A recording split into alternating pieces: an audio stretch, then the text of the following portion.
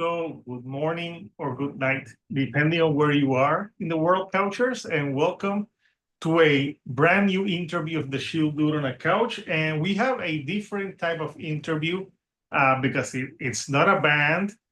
We're interviewing a lawyer that works with musicians, and his name is Randy Ojeda. So, first of all, Randy, how are you? I'm great. Just living the dream, making the magic happen every day, and enjoying doing it. Awesome. So you are a lawyer that's been working with the music industry for over 10 years now, correct? Yeah, that's correct. So I started out as an artist manager, actually. Like while I was in law school, I started managing a rapper, and different producers and different bands and artists, and built this management company. And then I did that. I did A&R for a company called Symphonic Distribution for a while, and then wore a couple different hats in the industry.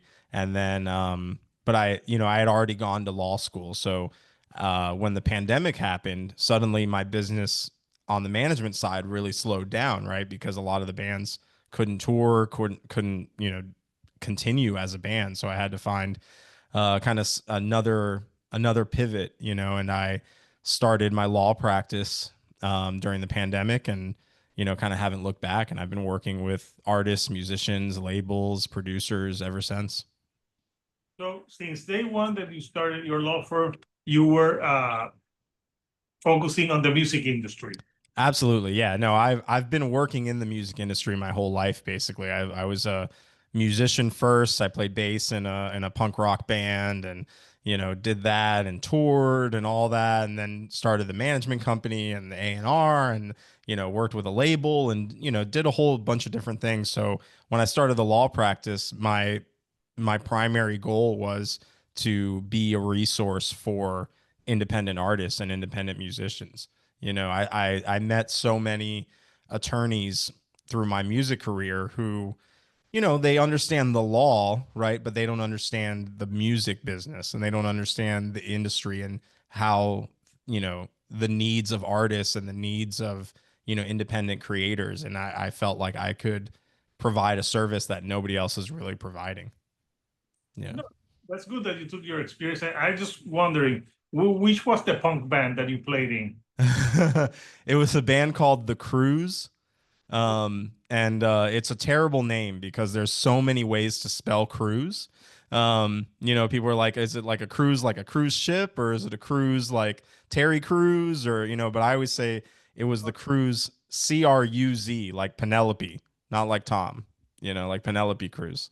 So yeah, so that was my band back in the day. I played bass and sang in that, but we're on Spotify if you want to check it out. I quit Spotify. Okay. All right. Well, we're on all the other things. Yeah. Kudos to you for quitting Spotify. I've Had enough of the AI yeah. crap, and I went with Apple Music. I'm not claiming that their CEO is a saint, but Right. at least no AI crap music. So yes, Yeah. it's a good thing because you can actually what the musicians go for, being a musician yourself. So when you started in the music industry, did you always knew that you wanted to go into law and specifically into music industry, entertainment law?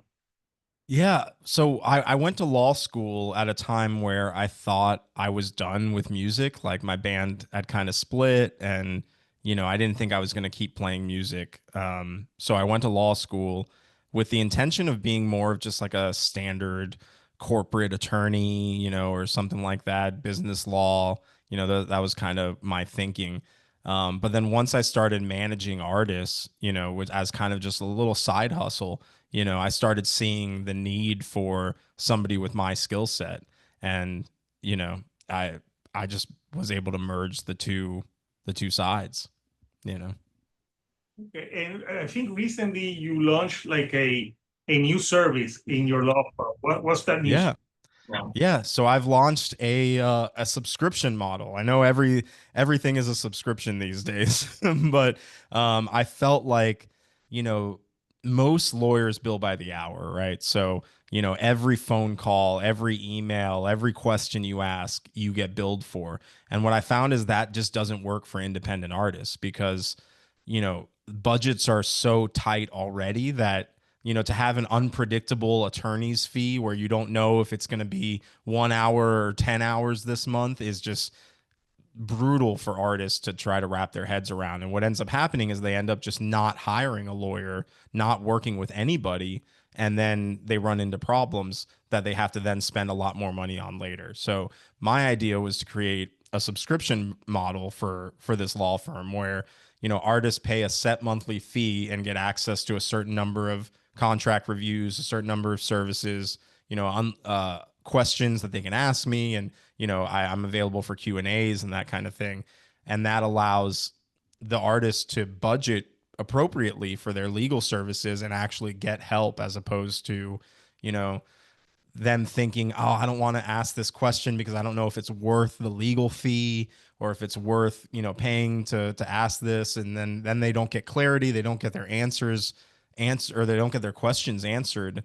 And, at that point they might as well not have an attorney. So, I think the subscription is a way to provide an affordable way for artists and musicians and producers and managers, whoever is in the music industry that wants to that needs legal help, can access it now without having to pay, an exorbitant retainer fee and get billed, $500 an hour and this and that, and not really knowing where their money's going to go. So that traditional law firm model of hourly billing, it works for, you know, criminal lawyers, it works for traffic accidents, it works for, all sorts of other types of disciplines. But I think for music, it just didn't make sense to me, So I tried to find a new way, and that's, subscriptions and flat fees too. So, if you don't want to subscribe, you don't need the ongoing support, maybe you just need a lawyer for one contract or one negotiation. I give you a price ahead of time and say, this is how much it's going to cost. And you don't have any surprises. You don't have any like, oh, it might be 5 hours, it might be 10 hours, it might be, there's none of that. We just figure out a price and we move from there. And do the artists that contact you, do they need to be in the US or can they be in other countries?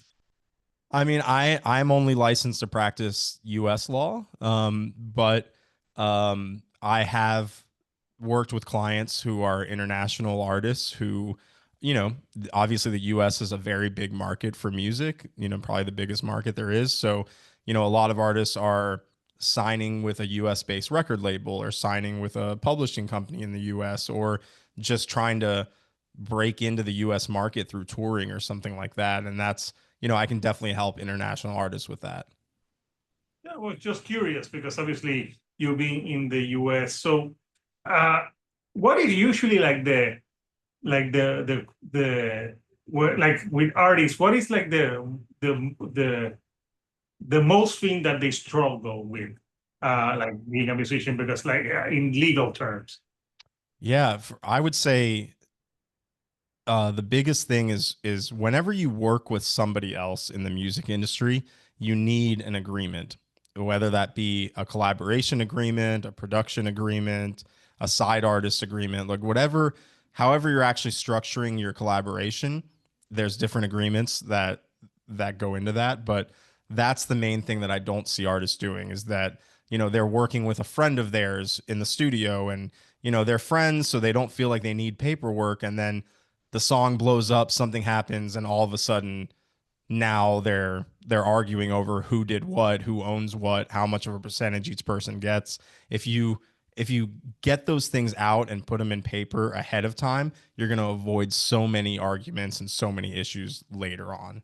So for me, that's the biggest thing that artists need to do is just get paperwork done, and I know like people become musicians because they don't want to do any paperwork, but it needs to be done. It's super important. Yeah, especially when you're starting a band and you're young and you're friends, you're not thinking about stuff like that. Exactly. Exactly. But that's honestly the best time to do it because you're friends and you can, you know, come to an agreement more easily than, a few years later when you're arguing with each other and you're kicking somebody out of the band and everybody's angry and that's the hardest part to come to an agreement. But if you do it early on, you're going to be in much better shape. A great example of that is Smashing Pumpkins. Oh, Billy Corgan owns like almost everything, and the yeah. rest of the guys own like a small percentage. And so, yeah, it feels like that. Like obviously, like if you have a band and you're the sole writer, Yeah. you're gonna get more because you're the person who wrote uh everything. So, uh, Yeah. No, so an example I always use too is the band Sublime. So there's Sublime and then there's Sublime with Rome and there's like different versions of the same band because they didn't come to an agreement on who actually owns the band name, you know. now Um they're with the son of yeah, the. yeah, so that's one version of Sublime is Sublime with I think his name is James Noel, something like that, is his son, and then there's another version of the band with a singer named Rome. Yeah. So there's technically two Sublimes out there. A similar thing happened if you're into metal with the band Queensryche, where the band actually sued each other. Jeff Tate, the singer from Queensryche, sued the rest of the band to try to get the rights to that name, and he released a whole album that was Queensryche, but it was just him and none of the other members. And then they released an album. What's that? Frequency unknown. There you go. There you go. So you know what I'm talking about. Oh yeah, Yeah. So, yeah. so that was a situation where from the very beginning they had a band agreement that said this person owns X percentage of Queensryche, this person owns X percentage. The band name is, if the band breaks up, then these people can continue with the name and, et cetera, et cetera. Instead, it became this giant legal battle. And, I think I don't know. I mean, I know Queensryche is still touring now. I don't know what the version of the band is, or if Jeff Tate's singing or somebody else is singing, but I know it's a lot messier than it could have been. Yeah, they have another. I've seen them uh, with the new singer. Uh, Oh, okay. yeah, no, they have a new singer. But Sublime, yeah, even if you look them online, Sublime with Rome is a different entity Right. from the classic Sublime. Yeah, So there's a lot of issues, and that's just issues with band names. But obviously, you run into issues with songwriting credits and who gets royalties and who owns what piece of what song. It's at the end of the day, the main part of music law is for me is making sure that creators own what they create, and without paperwork, without proper contracts, that can get really messy in practice. and in today's world that most everything is done through streaming. Like, what can like because you help like independent artists, what can independent artists do to benefit? A lot. For one thing, staying independent can be super valuable these days. I know it's almost become a cliche at this point, but if you stay independent and you own 100% of your royalties, which you can do through, various platforms, you can upload your music but still maintain your royalties. You're you could end up with a much bigger nest egg, a much bigger amount of money and rights than if you signed with a label. So independent artists are always trying to get a deal, trying to get signed, trying to get on this record label, but in this day and age, that's not always necessary. I work with a ton of artists who are truly independent, who own all of their rights, and they make a lot more money than some artists that I know who are on major labels because the major label is taking such a big cut of their royalties and such a big cut of their earnings that the independent artist is actually seeing a lot more of that revenue. And out of the top of my head, I also think maybe independent artists as well have like more creative freedom of Oh, what. absolutely. Yeah. Like you can as an independent artist, like you can drop music basically whenever you want. Whereas if you're in a label system, you have to live and die by the label's release calendar. And sometimes that can mean you wrote an album 3 years ago that's not going to come out for another year. Whereas as an independent artist, you control that cadence, you control that release schedule, so you can put music out whenever you want. Okay. So, what's the website where bands can contact you? I looked it up, but I don't have Yeah. it written here. No, it's randyohedalaw.com. So just my full name, law.com. You can also find me on Instagram at real Randy Ojeda. I'm on Threads, I'm on X, I'm on TikTok, I'm on all the things. So you can reach out any which way. But yeah, randyohedalaw.com is the website if you want to learn more about the subscription options or anything else. Yeah, because like there may be artists like say, hey, maybe I can get the subscription and I can get this like help like constantly. I'm guessing you have already artists that are like that are with you, subscribe that you like have Yeah. to you that you like any and like all types of music are like Yeah, no, I work with all types of music. I mean, I do a lot of hip hop and rap, but I also do a lot of heavy music, metal, hardcore, punk. You know, that's what I grew up listening to. So I'm always down to work with bands in that realm. Um, but yeah, all genres. You know, I'm working with a jazz band now that could be. I don't want to say anything too soon, but they will most likely be nominated for the best contemporary jazz album in the Grammy nominations. So, you know, I work with all genres, you know, and I'm definitely as a music fan, I like all sorts of genres. I listen to a wide variety of music, so it's fun for me to work with different genres. yeah. And like is there like cases in particular that you like working more than some other cases? Yeah, you know, I really do like working with music producers in whatever genre that is. And that's because producers tend to be producers and songwriters. Let's say both of that, because both producers and songwriters are, in my mind, the first ones that get cut out, you know, like the artist is the artist, the record label is the record label, you know, but these songwriters and these producers contribute so much to the music, but then often they either don't get credit or they don't get the money that they're supposed to get. They get very low royalties. So I like representing producers and songwriters and making sure that they're getting, you know, their full cut and what they're owed, you know. Yeah, especially when you like there's a pop artist that you see that none of them wrote the song, is they just sing it. Right. A lot of people that happened. I wonder if the people who sang that Milli Vanilli song got finally paid.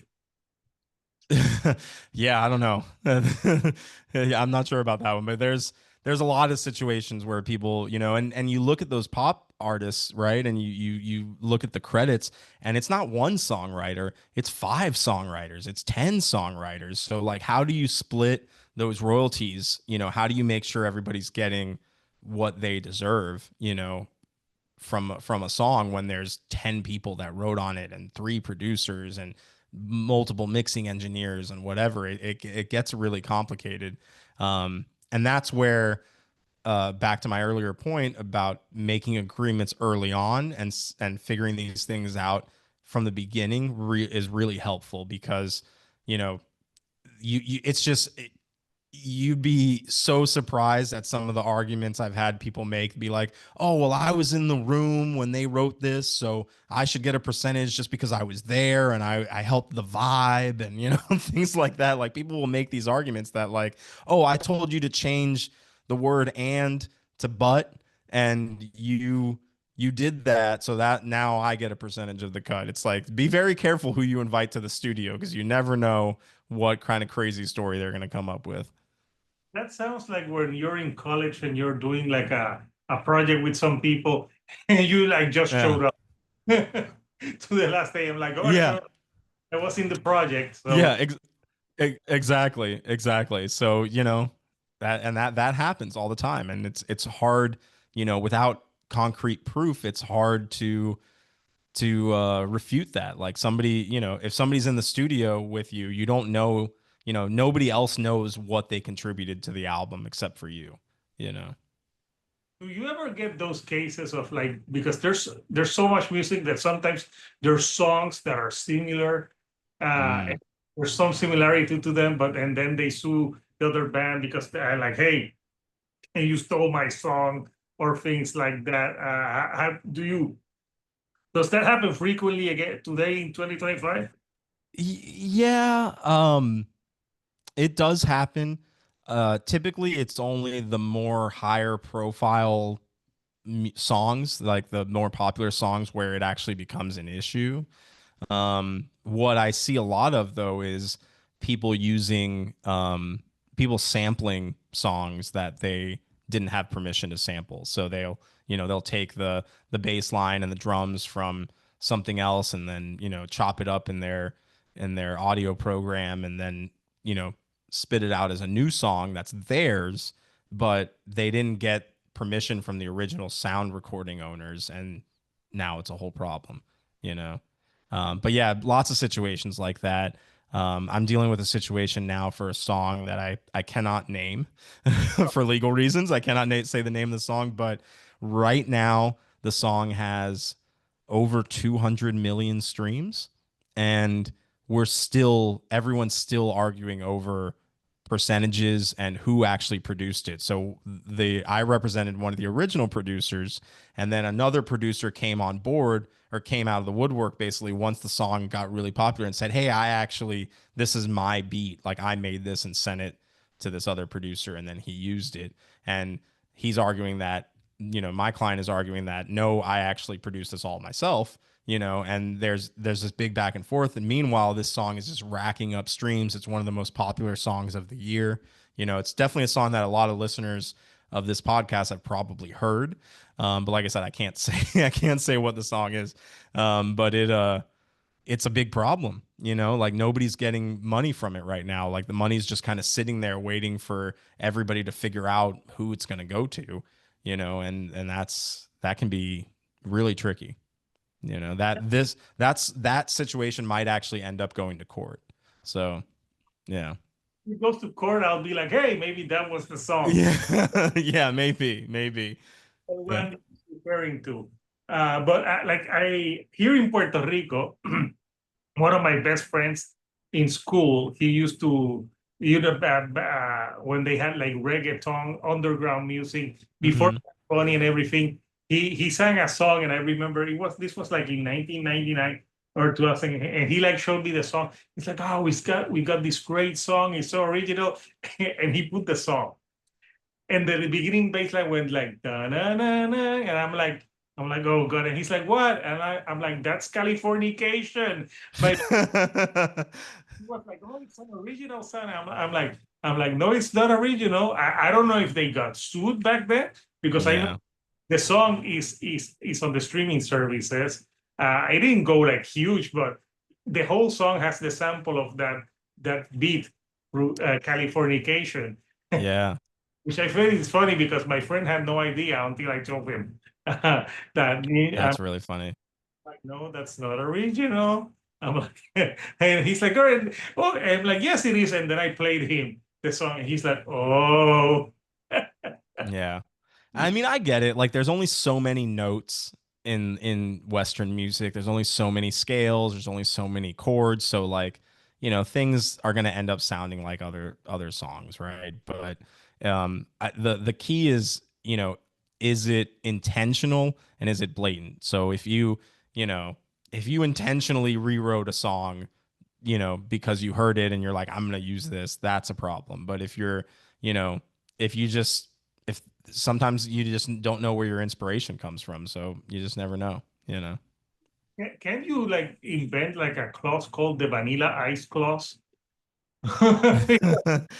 Yeah, no, I mean that's a perfect example of like, you know, yeah, Yeah, when he did the Ice Ice Baby, it was the same as Under Pressure, and he's like, no, under pressure. not the same. I'm like, it's the same. Yeah, Yeah, a lot of like reggaeton artists and hip hop artists do a lot of sampling, but obviously I know everyone knows that they have to ask uh, for the sampling. So I'm guessing that's a lot of like people should know by now that you need to ask permission. Uh, People should know, but you'd be surprised.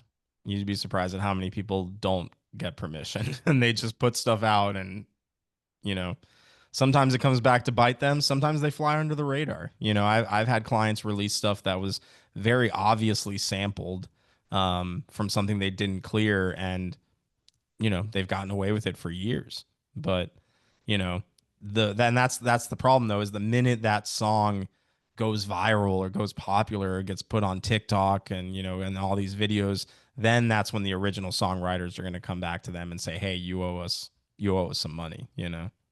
oh yeah, and maybe posting on YouTube. I try never to post anything that has to do with music, so I can don't get like the copyright, Right. anything like that. So yeah, I'm pretty careful with that. But that's an ongoing issue. Like bigger YouTubers like Rick Beato who gets Hmm. sued, but because he's putting the music of someone he's interviewing, which I thought is interesting. Yeah. That they, Yeah. Yeah, that can be interesting. And there's even artists that I know that get flagged for putting their own music in videos, and it's their music, but the distribution company or the rights holders, whatever, it can get messy. So I hear you there, you Not know. that, like I think bands can't expect it to be like the days of the 80s or 90s where you have to be signed, and you have like bigger bands that, like, I remember a few years ago when Metallica like put out their own label and now they have Yeah. their own vinyl pressing, which I think it's pretty cool. Yeah. It's a business at the end of the day. People are like, oh, they're selling out. Like, people need to eat. Right. Oh, Metallica's definitely eating, that's for sure. Oh, yeah, they're eating. Yeah. They're eating really well. That obviously they have enough money. Right. And Randy, what about these AI bands, for example, with Spotify, where they're Hmm. because AI bands they sample from other known music. How is that not like copyright or anything like that? So it's kind of a gray area right now because um copyright law has essentially said that you cannot copyright AI music or AI anything really, because basically the ruling right now, and again, this law is evolving and changing all the time, but right now the idea is that to have for something to be copyrightable, it needs to be created by an actual human author. So somebody needs to actually create it themselves and not, simply just prompting the AI to make something is not enough to make it copyrightable. So these AI bans are basically using this loophole of saying like, well, if it can't be copyrightable, then I can't get in trouble. I can just put out whatever I want through AI. And technically there's not an enforcement system around that. Like you can kind of get away with that. But my worry, for if an artist came to me and said, "Hey, I used AI to make this song, I'm going to put it out online." My worry is that the law is going to change over the next 5, 10 years. And then suddenly what was a gray area and what got you in through a loophole is going to be illegal. And I just, nobody really knows exactly where AI copyrights and AI laws are going to go.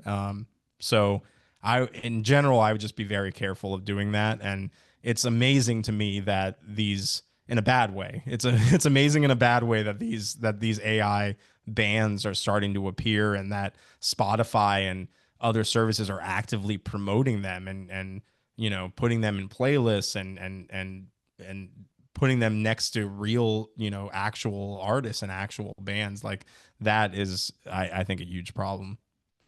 Yeah, no, I Yeah. talked for my Spotify video, talk about that Velvet song down. Yeah, And I'm like, oh my God, it's just like ripping off so many artists. it is. And at first they were denying that it was an AI band until, come on, they had to say the truth. So, Yeah. but the scary thing now, I think sometimes people now just listen to something, and sometimes people even assume everything can be AI, even if it's real. So it's hurting the real artists. Yeah. Exactly. Exactly. So it's it'll be interesting to see what happens with AI over the next couple years, especially with AI and music. I just, my recommendation to everybody I talk to is just stay away from it as much as you can. Like, I know there are some good AI tools for things like, I know a lot of hip hop artists use it to separate tracks. So, like, you run a song through AI and then it separates the drums and the bass and, the synths or whatever. And then you can use those for more creative samples.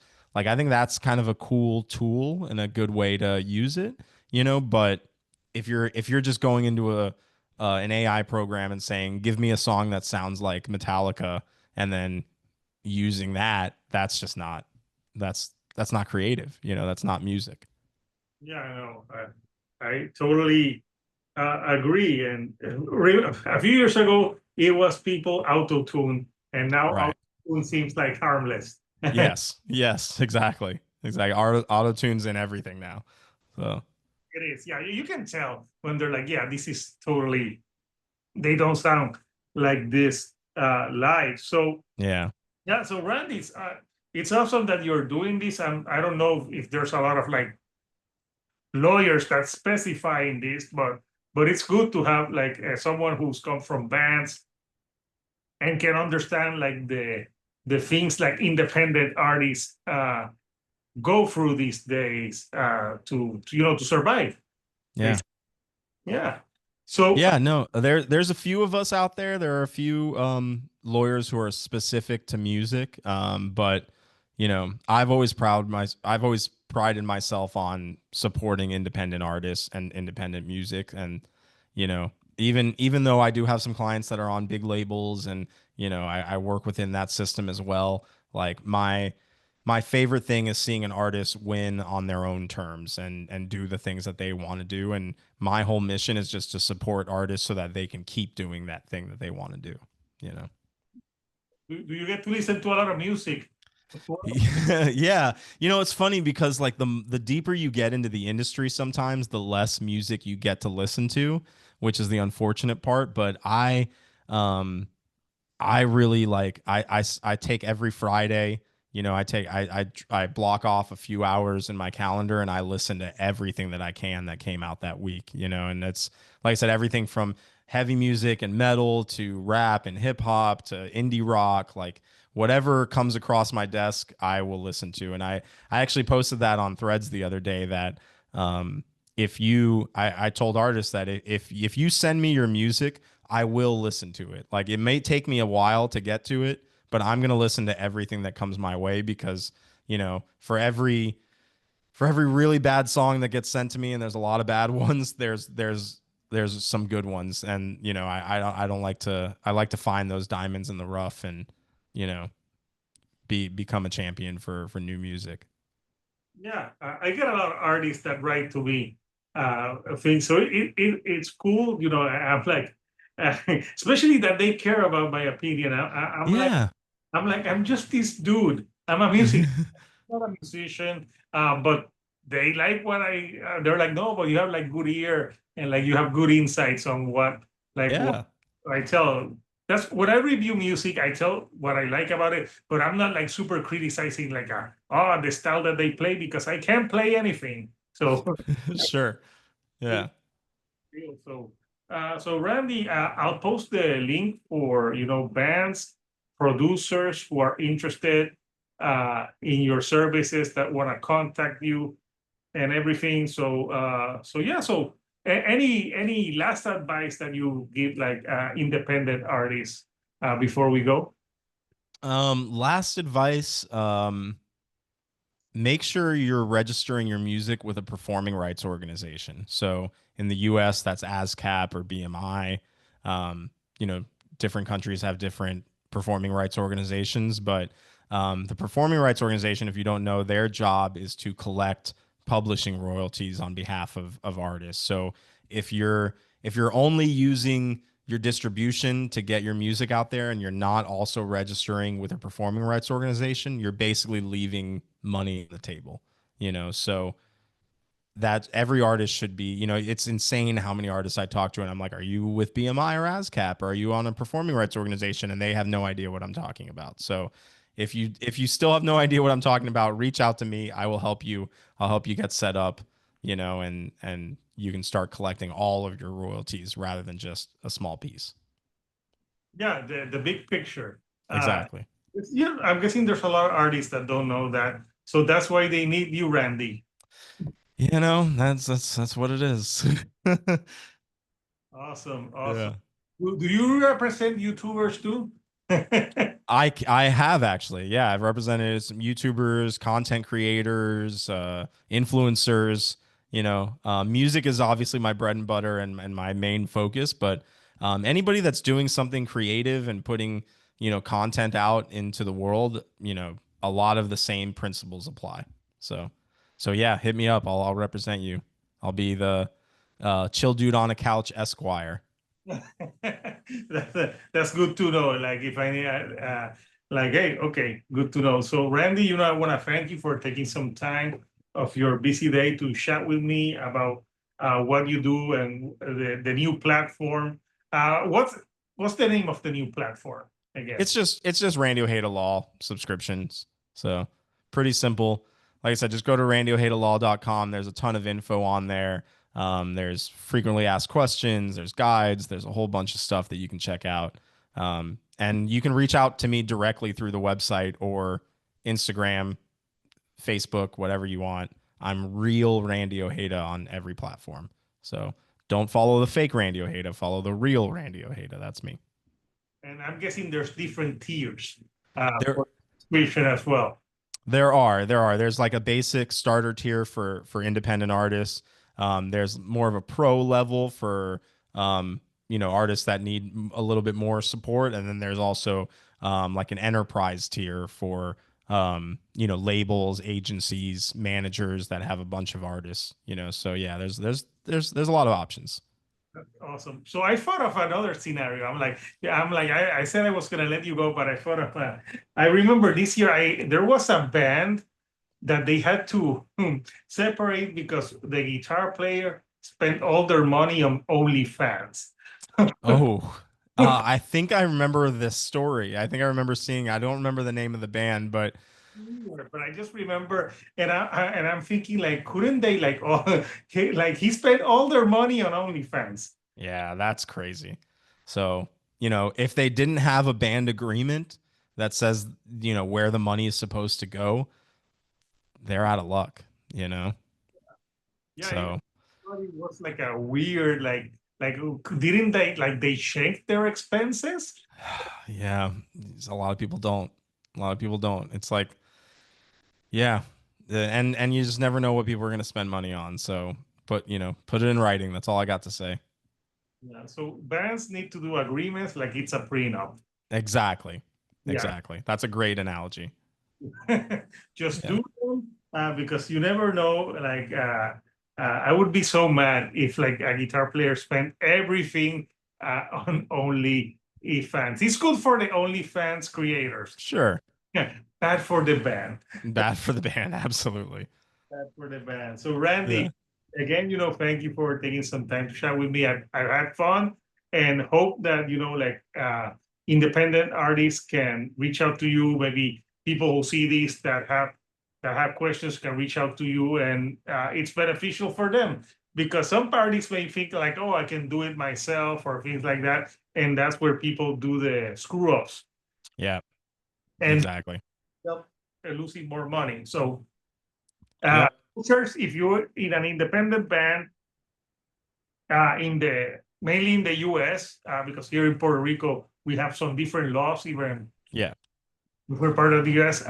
Contact Randy and check out like how he can benefit your band. So until next time, couchers, this is Hector, the shield dude on a couch, and I'll see you all right here on the couch. Thanks, Hector. And goodbye.